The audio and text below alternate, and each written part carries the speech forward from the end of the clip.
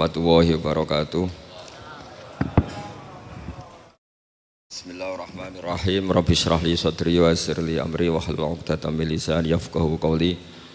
Allahumma shalli wa sallim ala habibika Mustafa Muhammadin wa ala alihi wa sahbihi asma'in, nama ba'du. Engkang sangat kula hormati Kiai Haji Rasyid bin Abdul Ubab bin Maimun Zubair. Seteng mriki wonten kanca-kanca alumni, wonten Kiai Manan, wonten Kiai Sulhan, wonten Pak Sukron, Pak Mukhlisin, sedanten Kiai Abdul Jalil, Kiai Muslihan, wonten Gus Sobah, sedanten ingkang kula hormati. Ini mboten niat diskriminasi, tapi niki prioritas santri sarang. Nanti kalau ngaji serius 20 menit.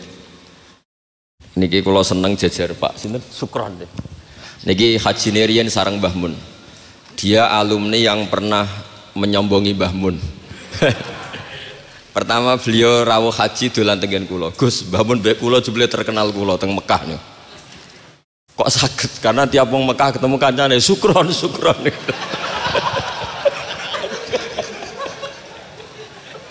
Dan itu beliau matur ke Mbah Mun, Mbah kula teng mriki terkenal Mbah. Kok iso Kron? Tiang-tiang mulai Sukron. Ini alumni yang luar biasa niki. Kakak kelas kula 2 kelas. Nggih. Niki nggih kanca kula, nggih musuh kula. Tapi nak tengah akhirat pun benten wani musuhi kula, pun benten kelas mungkin. Mergi kula digiring kalian tiang-tiang sing hafal Quran, ya mbake wis sing hafal jurumiyah. Mboten kelas ya, gimana tengah akhiran mboten. Tapi tak goleki pas ukuran. Nggih. Goleki. Itu goleki mangke. Kula badhe matur serius sekitar 20 menit nggih. Kula suwun ini khususnya alumni, tapi tidak niat diskriminasi, sinten mawon boleh mendengar ini, karena yang tidak alumni pun kula yakin gadah mahabbah teng Mbah Mun. Kula kados Gus Rasyid nderek matur nuwun sanget doa jenengan teng Mbah Mun, teng Nyai Mastia, teng Nyai Fahima, teng Gus Kamil, teng sedanten Mas saya sarang. Kenangan-kenangan ingkang sae, ingkang musalsal ila Rasulillah sallallahu alaihi wasallam. Akhir-akhir ini Yai sering maos kitab Maslakut Tanassuk. Niki kula waos langsung halaman 3. Niki wonten Kiai Abdul Manan, wonten Gus Rasyid. Niki kula gadah napa nggih? Gadah unek-unek, gadah karep supados apa yang ditanamkan Mbah Mun itu jangan sampai diriwayatkan kilan al-qila wal qal, tapi sampai pada titik mudawan, dibukukan. Saya berkali-kali dapat sanad ini, dan itu tidak hanya saya, semua alumni sarang, bukan hanya alumni Anwar saja, juga semua alumni sarang, karena tergabung di Madrasah Ghazaliyah. Mbah Mun ketika haji tahun 1421 dan 1422 Hijriah, niku beliau ngendikan dalam halaman 3 niku, wa qatin toba'a fi qalbi mimma fihi al-atharu thayyibah fi nafsi, maka nafil marrati tsaniyah bima fihi min takhmidil ainain ghamattu fiha ainayya wa qultu la ilaha illallah wa fi akhiril karat Muhammadur Rasulullah. Terus beliau ditalkin dzikir sama Said Muhammad di tahun 1422. Kemudian kitab ini dikarang, kula balen malih, kitab ini dikarang, beliau hanya punya harapan, dan itu dikarang tahun 1422 saat sampunipun haji. Beliau wafat 1440. Dados terpaut pinten tahun niku? 8 tahun nggih. Pinten 18 ya? 18 tahun.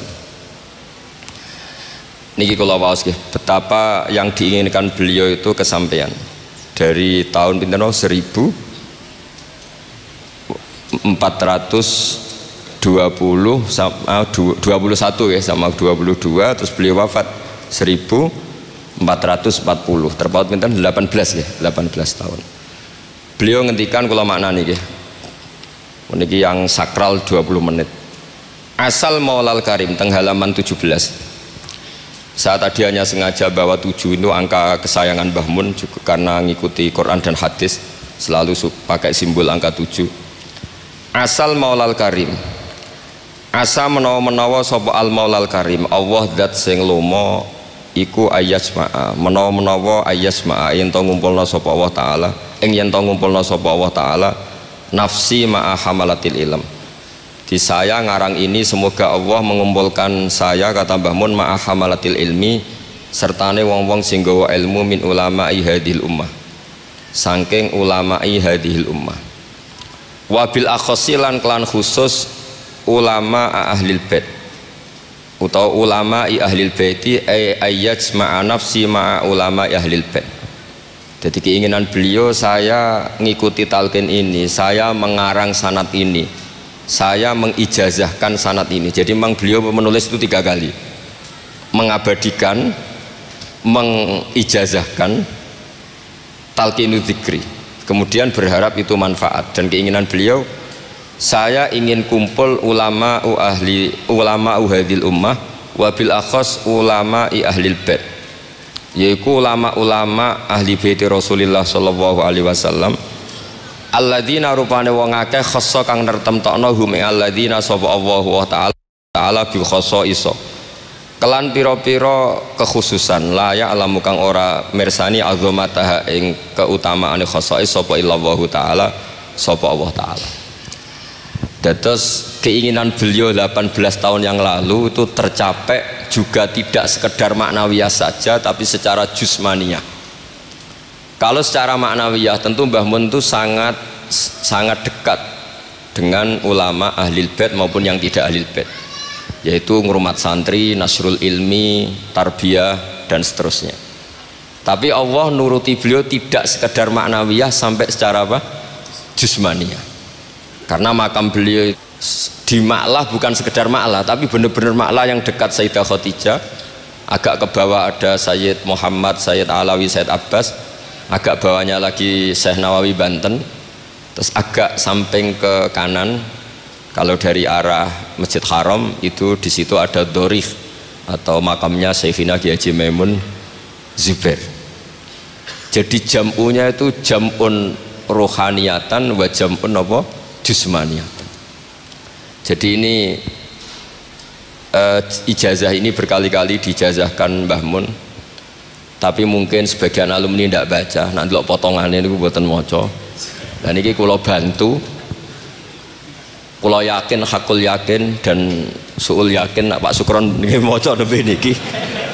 Dua ini kitab gak mergi kalau suka nih Pak. Seniki mun innalillahi wa inna ilaihi rajiun. Nang dindi ngaku muridnya Mbah Mun ngarang ngopo bagus. Aku rong tuku jadi.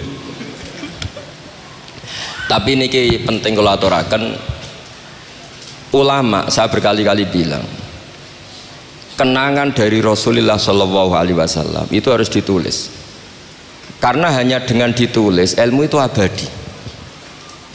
Nggak boleh riwayat itu hanya berdasar karena kamu hafalan mundobit itu terus tidak nulis, tidak boleh. Kita itu punya pengalaman buruk dan itu eman betul. Gini ku fiqhul Les bin Sa'ad. Al-Les afqahu min Malik, Dewi Imam Syafi'i. Al-Les afqahu min Malik. Illa anna ashabahu dayya'uhu, kata Imam Syafi'i. Lais itu orang paling alim, alimu Misra, faqihu Misra. Itu kalau debat sama Imam Malik itu berjilid-jilid. Tapi ashabu Malik itu lebih peduli terhadap pikiran-pikirannya Imam Malik, sementara ashabul Les itu enggak, sehingga enggak ada madhabnya hilang. Jadi nasib ulama yang madhabnya hilang itu Les bin Sa'ad, kemudian Sufyan bin Uyainah, ini semua gurunya Imam Malik. Sufyan As-Tsauri juga gurunya Imam Malik, gurunya Imam Syafi'i. Nanti nasibnya Mbah Mun kalau tidak ada yang mentadwin, membukukan, akan seperti itu. Karena orang akan menafsirkan tidak dengan panduan guru-gurunya ila Rasulillah Shallallahu Alaihi Wasallam. Saya masih ingat ketika ini betapa luar biasanya Mbah Mun tentang tafsir.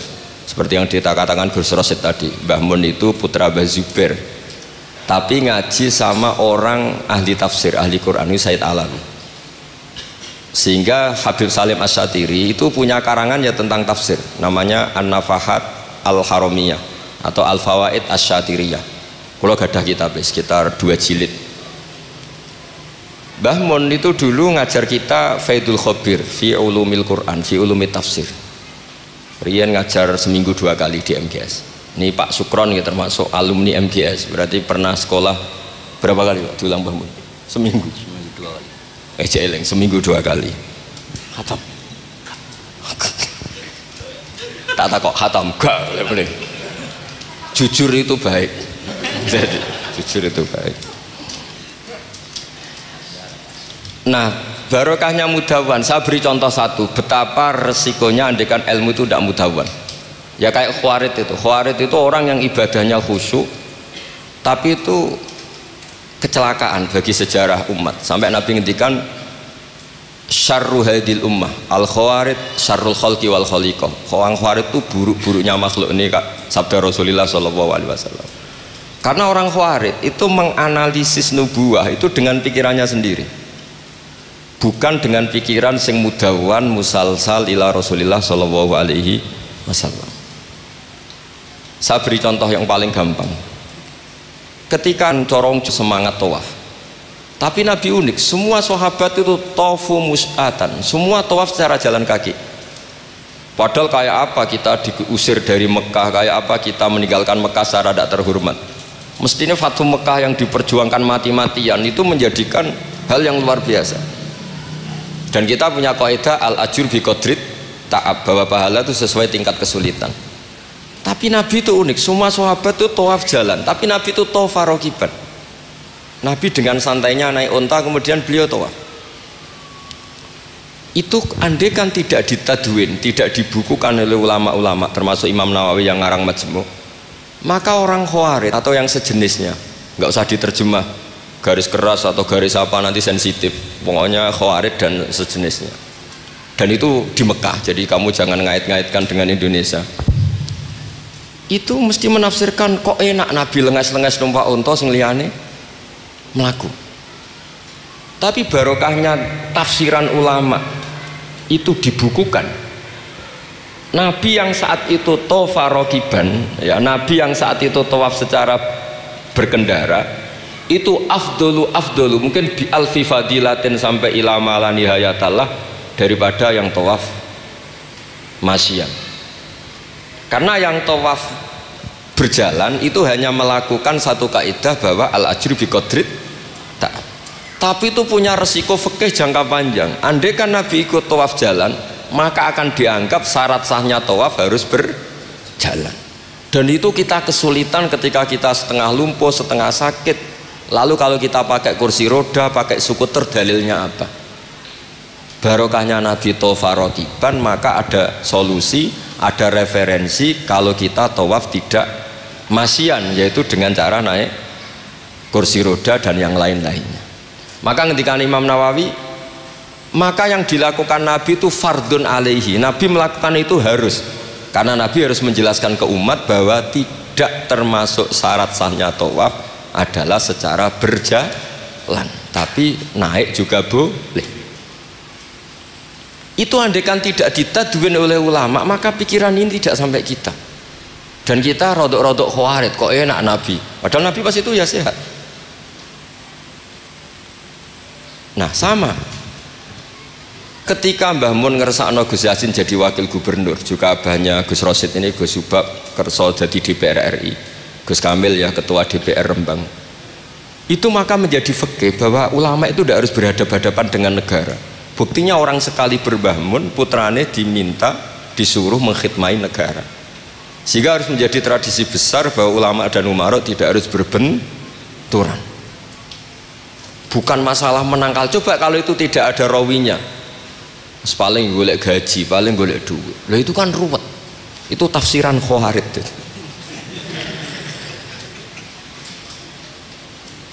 Jadi saya itu punya sanad mutasil. Saya berkali-kali ketemu abahnya Gus Rosid, beliau juga guru saya, Gus Subab, semuanya. Itu ketika beliau menolak itu Mbah Mun maksa. Gus Kamil dulu pertama disuruh jadi DPR ya menolak, sampai pernah transit di dalam saya di Jogja itu 3 hari. Dan Mbah Mun akhirnya sampai duka harus mau. Tapi lama-lama kita tahu bahwa beliau ingin menyelamatkan Indonesia, bahwa Indonesia nggak perlu dipertentangkan antara ulama dan Umar. Nah, itu harus terus. Karena kalau kita ingin versi tertentu, pasti Indonesia itu chaos. Chaos itu ya chaos lah. Huru hara. Kalau huru hara terjadi safkut dima, pengaliran darah, yang dosa kita. Makanya Mbah Mun sering cerita ke kita. Saya tidak pernah bilang saya ke kita. Semua santrinya levelnya sama, karena sama-sama dengar.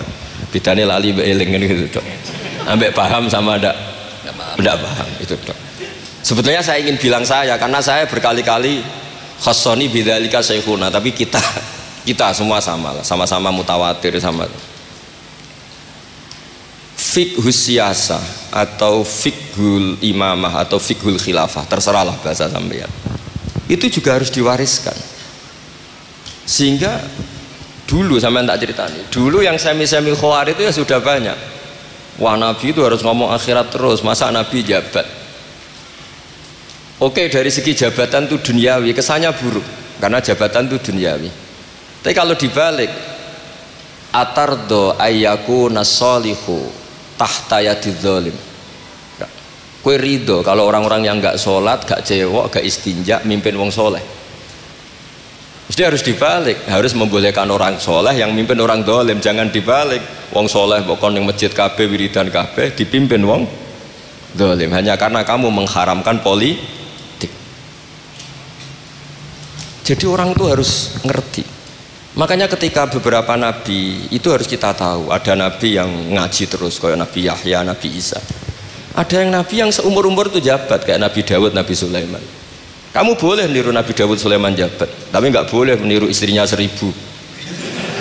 Itu 4 saja masalah kita. Sitok wis kudu pegatan ya gitu. Rai-rai gak meyakinkan ini satu aja sudah. Tapi itu tidak saya loh. Jadi sampai Allah menurunkan ayat am yahsuduna nasa ala ma atahum wa hum min fadli faqad ataina ala Ibrahim alkitaba wal hikmata wa atainahum mulkan azima. Jadi ada orang-orang soleh yang oleh Allah disebut bahwa mereka itu jabat. Gini ku alu Ibrahim. Ada banyaklah orang-orang soleh yang jabat. Mereka adalah orang-orang yang tak kasih kitab, tak kasih hikmah, tapi ya wa atainahum mulkan azim. Nah, ketika Mbah Hasyim di putra Gus Wahid jabat, dulu Mbah Wahab Hasbuwah di anak Gus Wahib juga jabat. Mbah Mun punya putra Gus Bab, abahnya Gus Rosid dulu ya DPR RI, Gus Yasin wakil gubernur. Ini kita sebagai muridnya Mbah Mun bukan melihat urusan jabatan, urusan bahwa kita ikut berbakti sama negara. Makanya ketika Mbah Mun kapundhut hari Selasa tanggal 5 Dzulhijjah, itu saya masih ingat betul. Ketika itu saya di dalam, ada Gus Subab, ada Gus Naji, ada Gus Kamil, ada semua lah. Itu mereka itu kelihatan apa ya, masih nggak sadar kalau abahnya wafat. Kelihatan seneng. Senengnya itu karena mereka menyaksikan betapa yang diinginkan Mbah Mun itu kesampaian. Beliau-beliau ini cerita, Mbah Mun itu cerita gini, Cung, aku nak mati Jumat berarti aku wali. Nak mati Selasa aku ya wong alim. Jadi berarti beliau itu milih jadi orang alim. Jadi dia rileks. Terus ada beberapa apa ya, uang lah atau apalah. Kata beliau sama Gus Subab, bilang ke Gus Subab, bab ya aku nak teko balekno, nak ra teko bagi ning anak-anak. Jadi semua dipersiapkan. Sebegitu mudah beliau melihat kematian, melihat kapundhut, melihat seringan itu. Karena kerinduan seorang wali atau orang soleh kepada Allah itu rindu sekali. Dan ini kita harus punya riwayat, dan itu menjadi fikih besar. Nggak boleh kamu pakai fikih khawarij. Kiai kok jabat, kiai kok kedonyan. Misalnya ono kiai wong soleh ora oleh kedonyan, terus saiki wong salat buruwe wong ra salat, kowe rido? Wong salat buruwe wong ora salat. Mergo sing salat mbok kon melarat. Dadi nak fikih aja fikih khawarit. Fikih sing bener maca majmu', nak ra iso maca jerone maca judule. Ya tenan. Enak. Mungkin Pak Don ini Pak Sukron karena dia di Mekah lebih terkenal ketimbang Mbah Mun katanya. Itu Mbah Mun sampai tertawa-tawa. Mbah jebule jenengan mriki terkenal kula. Kok iso kron? Lah niku tiyang tunggal dalam ini Sukron. Ya jadi Mbah Mun punya murid ya macam-macam. Ada yang kayak saya, ada yang kayak Pak Sukron. Makanya saya pertama datang, Sukron tikur, dereng enten. Celuk, nek agak teko agak gelem isi kok. Terus datang. Tadi bisi saya, Gus aku difoto, ada jejer-jejeran gak difoto. Terus saya bilang gini, saya itu kalau di mana-mana sering jejer wong putih, lagi ki jejer wong ireng.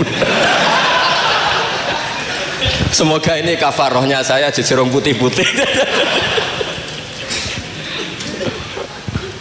Jadi saya teruskan lagi ya. Harus selalu ada riwayat. Makanya saya alhamdulillah pernah diminta Gus Subab itu ya guru saya, beliau baca manhajnya fikihnya Mbah Mun di acara kesekian harinya Mbah Mun wafat.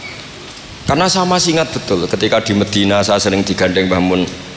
Hak Sholahuddin Al-Ayyubi nganti pintere ngono iku jarene mergo murid Imam Ghazali. Tapi jarene hak muridé putu murid. Terus saya bilang putu murid ya impun nate kula hitung nak murid mboten pas, mboten tok wektune. Yes putu murid. Karena saya pernah di masjidnya Sholahuddin Al-Ayyubi di mimbarnya. Itu futuhatnya itu sekitar 815. Jadi kalau tak hitung Imam Ghazali lahir 410, 450, wafat 505, kayaknya mboten menangi. Oh ya senang ngono putu murid.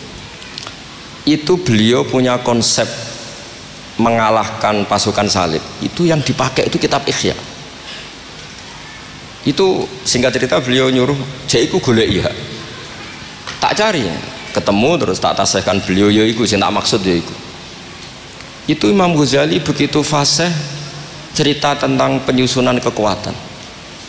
Dan itu logikanya sederhana sekali dari sesuatu yang jibillah yang normal. Misalnya begini ya, al-insan abdul ihsan. Bahwa manusia itu pasti menjadi budaknya kebaikan. Hitung saja sekarang misalnya begini, kita jadi orang soleh, medite ra karuan, gremengan sinis.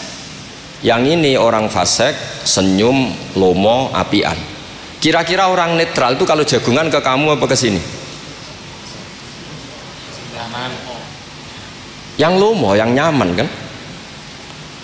Sehingga orang boleh mengatakan ketika ngarang fikih, senyum itu sunat di karangan fikih. Tapi di aplikasi nyata tidak bisa. Bagaimana kalau ada orang netral, bisa soleh, bisa fasik, sing fasik senyum, sing soleh merengut, sehingga yamilu orang yang netral ini ke yang fasik.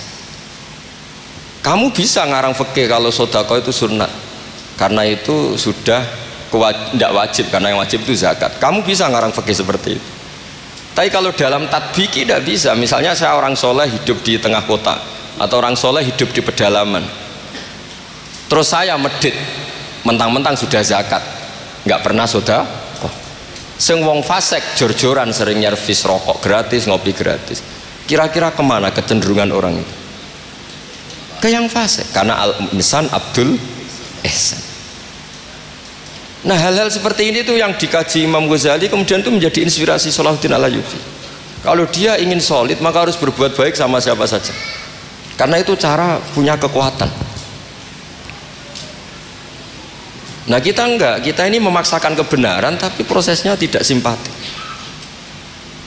Makanya kata para mufassir, walaupun tafadzur ghalidal qalbi lan faddu min khaliq, itu kata para mufassir, hada sayyidul khalqi wa hada ahabbul khalqi ilallah. Ini Rasulullah, orang paling dicintai Allah. Itu saja sekali salah dalam perilaku sosial, itu bayangannya lan faddu min khaliq, orang akan bubar. Padahal ma'anna hadza mu'ayyadun bi ruhil qudus. Padahal Rasulullah itu orang yang diberi kekuatan malakut, kekuatan langit. Itu saja dibayangkan kalau salah secara sosial, lan faddu min hawl, orang akan bubar. Apalagi kamu yang keramatnya enggak jelas, hizibe gak mandi, terus salah sosial, istaqabbalallahu minna minkum taqabbal ya karim. Sehingga Mbah Mun itu baik sama siapa saja, termasuk baik sama Megawati, sama apa saja. Bahkan beliau sebelum haji sempat ketemu Megawati, dan beliau sebelum itu ya pernah bilang ke saya, ke kita, aku ketemu Bu Mega dan Indonesia aku damai. Makanya ketika beliau kabundut Dzulhijjah itu min asyuril hurum, karena al asyurul hurum itu ada 4, Dzulqa'dah, Dzulhijjah, Muharram, Rejab. Beliau kabundut 5 Dzulhijjah, bulan yang termasuk sakral di Islam. Dan beliau kabundut 6 Agustus, bulan yang paling nasionalis dalam Indonesia. Jadi Allah memilihkan beliau bukan sekedar tempatnya di Ma'lah, tapi pakai bulan yang paling sakral sesuai konteks masing-masing. Dalam religius Dzulhijjah itu sakral, dalam nasionalis Agustus itu sakral. Kayak apa Allah memilihkan beliau?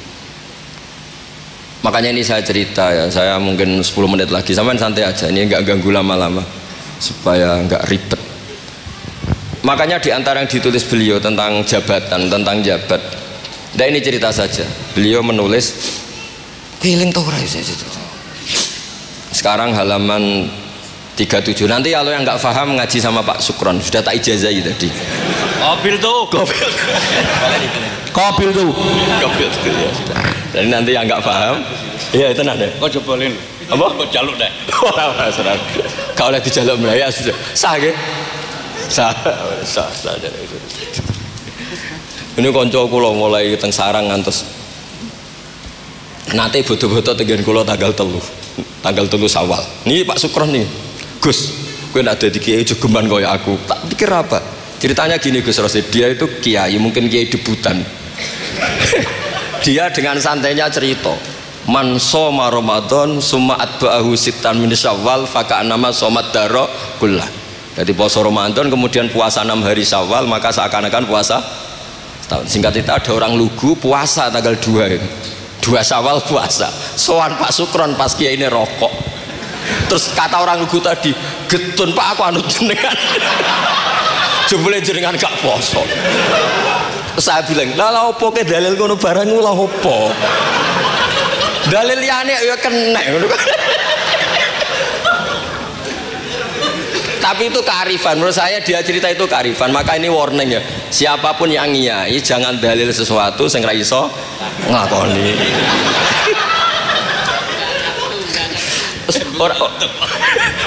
Ini ilmiah gak apa-apa. Lho kula lah ora pati wani dalil sing ngoten-ngoten ora wani mergo wis wong santri sarang bebas ora usah dirakat wis. Mau ping 6. Tambah ping 6. Dari bangun setahun buat puasa. Memang ini didikan sarang yang keterusan. Mbah Mun itu kan mengharamkan santri tirakat. Iya. Santri ora usah tirakat. Santri sarang ora usah tirakat. Mondok sarang tok iku wis tirakat. Lha piye banyune wasin kadang ape ning WC ya iku ning lembak-lembak. Wis banyu asin nggone sesekan ra di dhuweke wis suwara tenan ngono. Jadi ra usah tirakat itu wis tirakat. Jadi saya ulang lagi ya.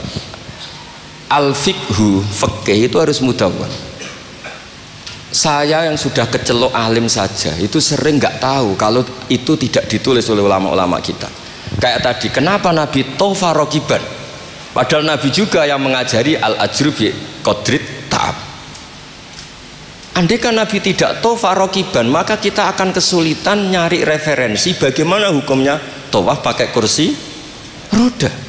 Barokahnya mudawwan dianalisis oleh Imam Nawawi dan seterusnya bahwa Nabi tofa rokiban adalah wajib bagi beliau untuk memberi pelajaran bahwa itu sah.